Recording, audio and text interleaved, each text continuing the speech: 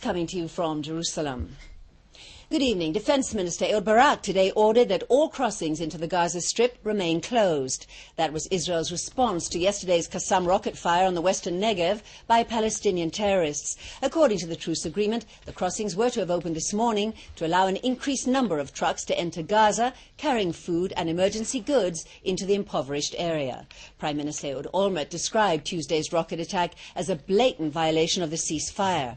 The Islamic Jihad took responsibility for the rocket fire, claiming it was in response to the killing of 2 terrorist operatives in Nablus during an IDF raid. Hamas called today's closure of the crossings a violation of the truce. Hamas officials said they remain committed to the ceasefire, but will not act as Israel's policeman against other terrorist factions in Gaza. This is a great violation from the Israeli occupation to the calm understandings, and we are Hamas. Our call for the Egyptian side in order to exert more and more pressure and to play an important role to enforce the Israeli occupation, to lift all shape of violation committed after establishment of the calm between the Palestinians and the Israeli occupation by the Egyptians' effort. Well, it was all set to be a high-noon confrontation between Prime Minister Ehud Olmert and his Defense Minister Ehud Barak.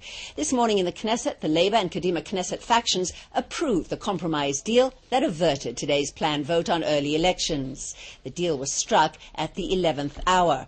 And until late yesterday, opposition leader Benjamin Netanyahu believed that his time had come. Eli Wargelanter has the story. This morning in the Knesset, the Labour and Kadima factions approved the last-minute compromise deal that averted today's planned vote on early elections. The deal was struck at the 11th hour, and until late yesterday, opposition leader Benjamin Netanyahu believed that this time it would really happen. The first step toward dissolving the Knesset would be approved, the government would fall, and the Likud would at last return to power. But it was not to be.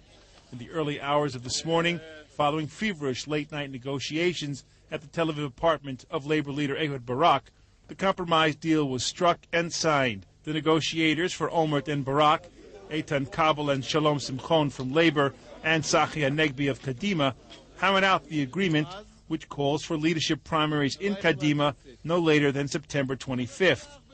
In exchange, Labour said it would not support the early election bill due to come to the floor today, and as a result, Likud MK Silvan Shalom was forced to withdraw the bill and put it on hold indefinitely. Shalom lashed out at Ehud Barak, charging that the self-styled Doberman turned out to be a poodle whose tail was wagged by his master, Ehud Olmert. But Barak won the approval of all but 2 of the Labour MKs for his maneuver. He can now claim to have forced Kadima to set a date for its leadership primaries against the will of Prime Minister Olmert. As for Olmert himself, he has won yet another reprieve, 3 more months in power, and according to sources close to the Prime Minister, Olmert really believes that on July 17th, the cross-examination of Morris Talansky will drastically change the public perception of Olmert's alleged crimes. At the same time, Tzachi Hanegbi is reported to have told Barak last night that Olmert will almost certainly not be a contender in the Kadima primaries. Eli Wargelanter, IBA News. Staying with politics, and 40 Knesset members signed a petition which obliged Prime Minister Olmert to sit through an entire plenary session this afternoon in which a parade of opposition legislators listed the reasons why this government has reached the end of the road. Opposition leader Benjamin Netanyahu chose to lash out at the Kadima-Labour deal, charging that Ehud Barak spat in the face of the Israeli public. Likud faction chairman Gidon Saar called the Labour Party a bunch of wet rags and was forced by Knesset Speaker Dalia Itzik to leave the podium.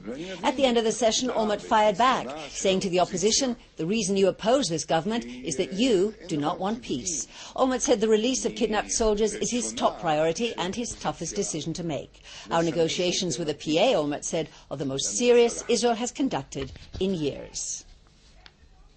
Omri Sharon, the son of former Prime Minister Ariel Sharon, was released from Masyau prison today after serving 4 months of his 7-month sentence. His incarceration was reduced by 1/3 for good behaviour. The Likud MK was convicted of illegal financing of his father's election campaign. Sharon will now be on parole for 2 months. He was greeted outside the prison by his brother Gilad and was expected to go directly to the Tel HaShomer Medical Center to visit his comatose father. Well, the spectacular Cords Bridge at the entrance to Jerusalem will be officially inaugurated in an elaborate celebration tonight. Among those in attendance will be the award-winning Spanish architect of the bridge, Santiago Calatrava. IBA's Erin Viner headed over to the new landmark this morning for a pre-opening press conference and brought us this report. Praise him with the harp and the lyre. That is the verse in Psalms that inspired the harp-shaped Cords Bridge, symbolizing King David, who founded Jerusalem 3,000 years ago. Jerusalem is also a modern city, and it is a city of our time. We have all in mind the old city of Jerusalem, a city between walls with a middle-aged character, but indeed Jerusalem is a city with hundreds of thousands of inhabitants. It's a city who is growing continuously, and in my opinion, also it has a very dynamic and beautiful character. And I think this type of construction belongs to a city like that. The centerpiece of the multi-spar cable-stayed bridge is a 118-meter-high mast, and the angled cantilever tower consists of a single pylon, counterbalancing the 360-meter span with lengths of cable. The unique 4,200-ton bridge isn't intended to serve as only an aesthetic addition to the city, but will provide a pedestrian bridge now and the Jerusalem light rail lines in 2 years' time. Israelis express a wide range of views about the new structure.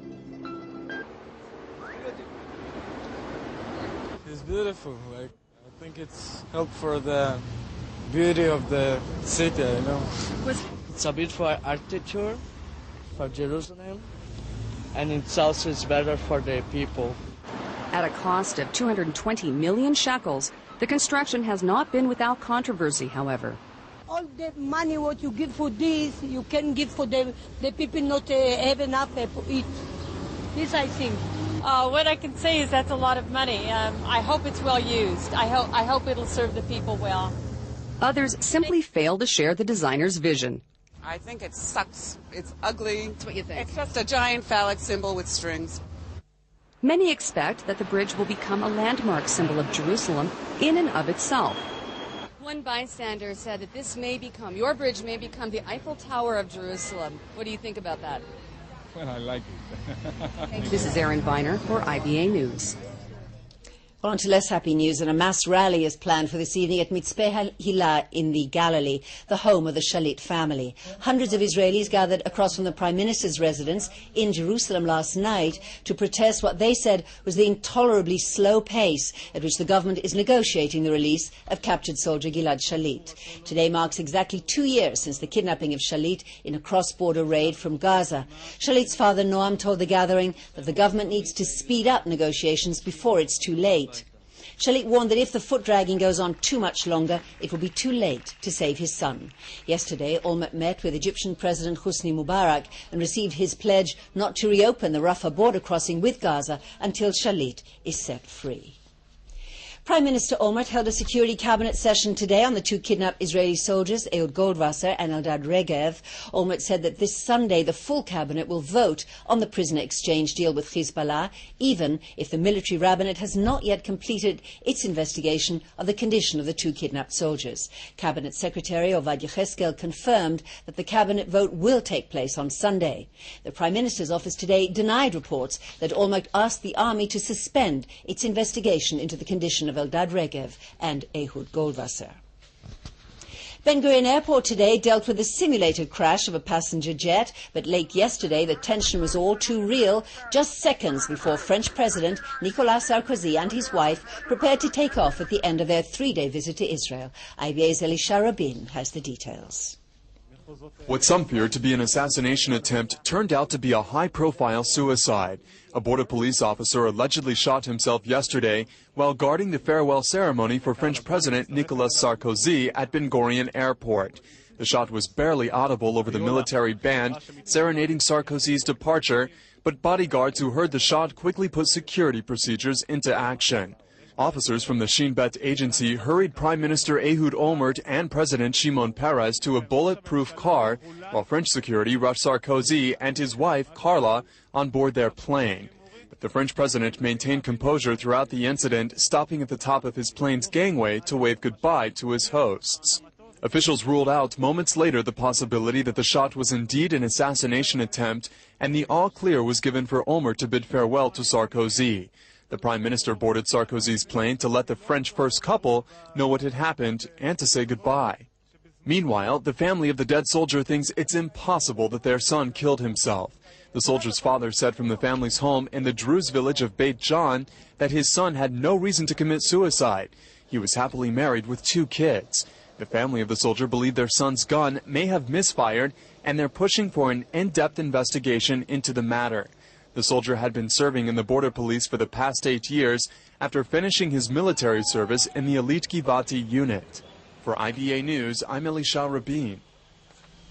Well, back now to today's political developments in the Knesset. IBA's Eli Wargelenter asked MKs from across the political spectrum whether Labour was outmanoeuvred by Kadima or perhaps vice versa. I think that we forced Kadima to start the process, which at the end they will have early election.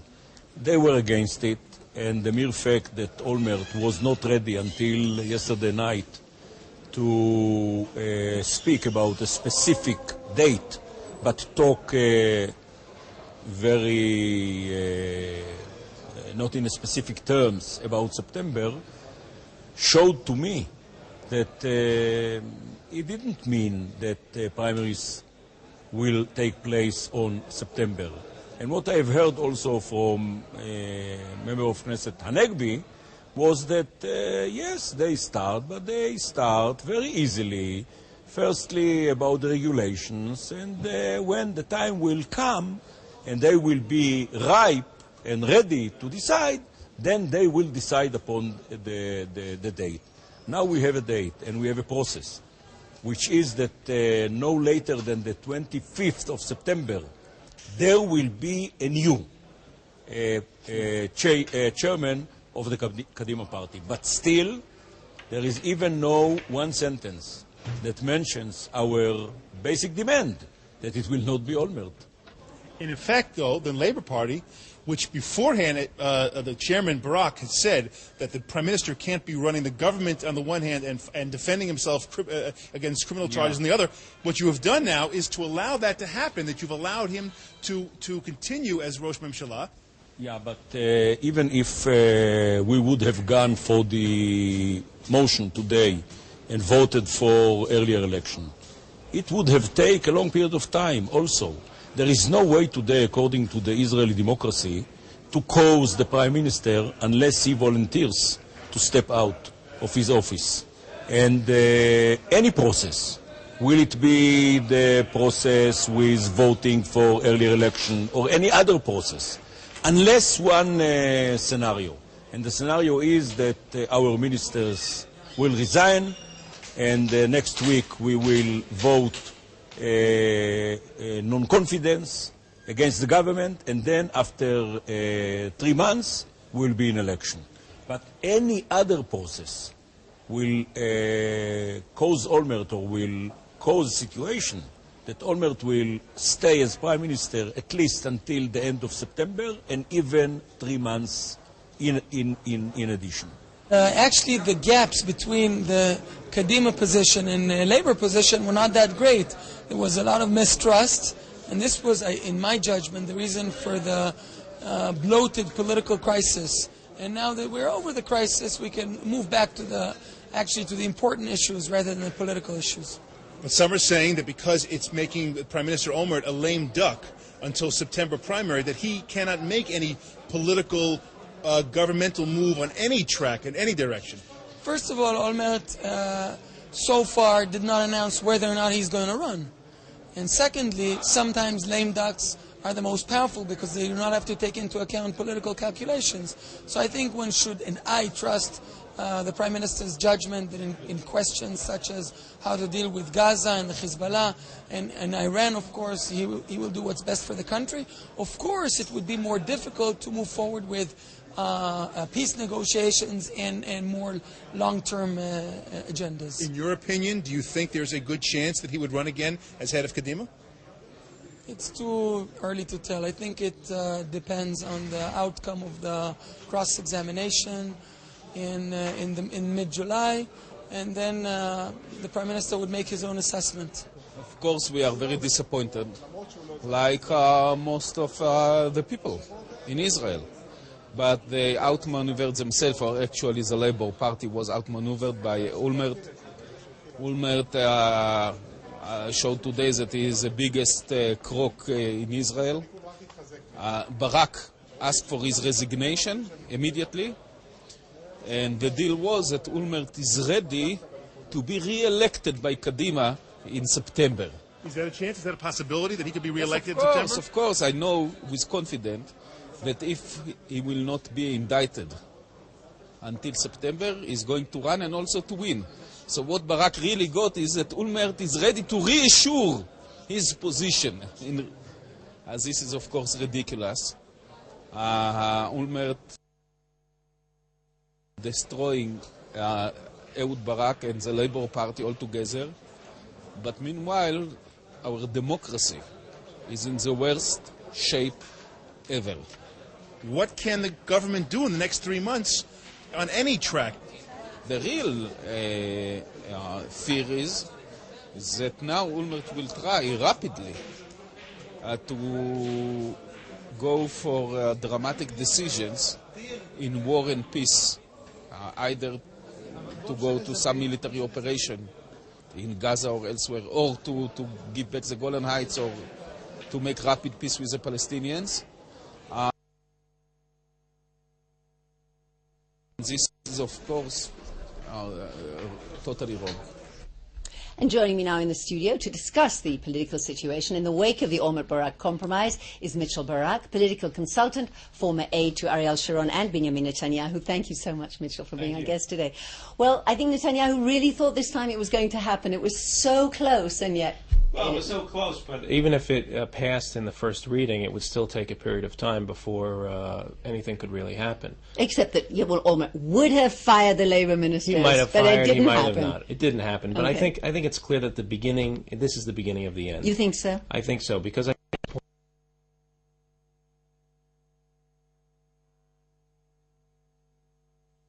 and Olmert is going to have to run against other people in the party. And he may lose. He may win, he may lose, but his leadership You think he'll run? is being challenged. I don't think he's going to step away so easily. I mean, I think it's not only the cross-examination on July 19th that's going to be relevant, but he has 4 or 5 other open investigations. And one of them at any point could come down with an indictment. If it comes down with an indictment, then he's in a little bit of trouble. Right, absolutely. Well, it seems that Olmert was the winner today. He was granted a temporary reprieve. What about Ehud Barak? How did he come out of this? Well, he's still defense minister, so he's a winner also. I mean, Okay. I think a lot of the members of Knesset were concerned with keeping the mix the way it was, and they did that. Most people who are in the Knesset don't want to go for elections. I think the losers, to a certain extent, are the Israeli citizens, because what we've seen over the course of the past year or so is Israelis would like better leadership, all around. Leadership that seems to take responsibility, leadership that looks for the best of the country in all the decisions they make. And I think that people are getting the impression that the leadership here is basically in power just to keep themselves in power. Right, I wonder where they get that idea. What about Tzipi Livni? It seems she's a big winner because she will now be going to primaries, which is what she wanted all along, and Olmert was forced to agree to this. It's true. Tzipi Livni is going to go for the primary, for the leadership of Kadima, but she's also going to have to probably fight against Avi Dichter. She's going to have to fight against Shaul Mofaz, both of whom are very strong candidates, and I'm not sure that she has a real grassroots support in the party.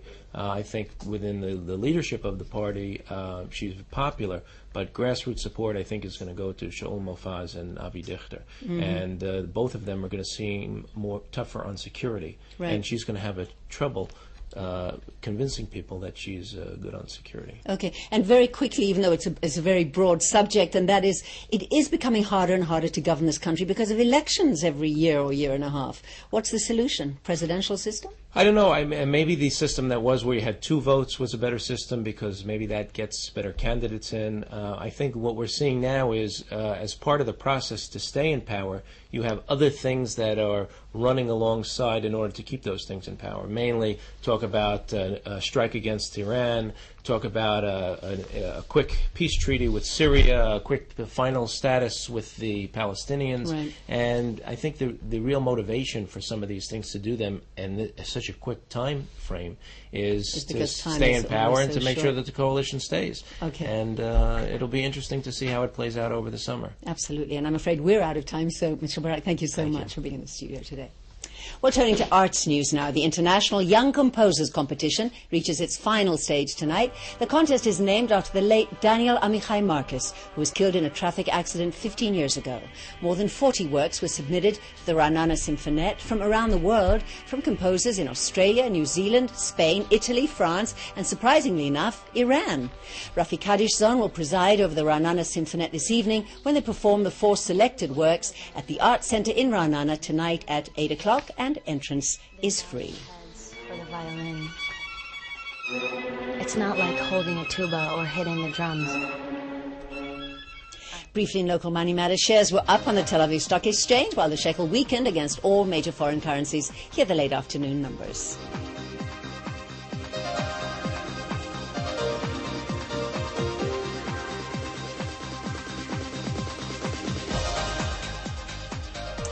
Taking a look at the weather, and temperatures will rise over the next few days with a break in the heat expected only on the weekend. Here are the highs and lows for the next 24 hours.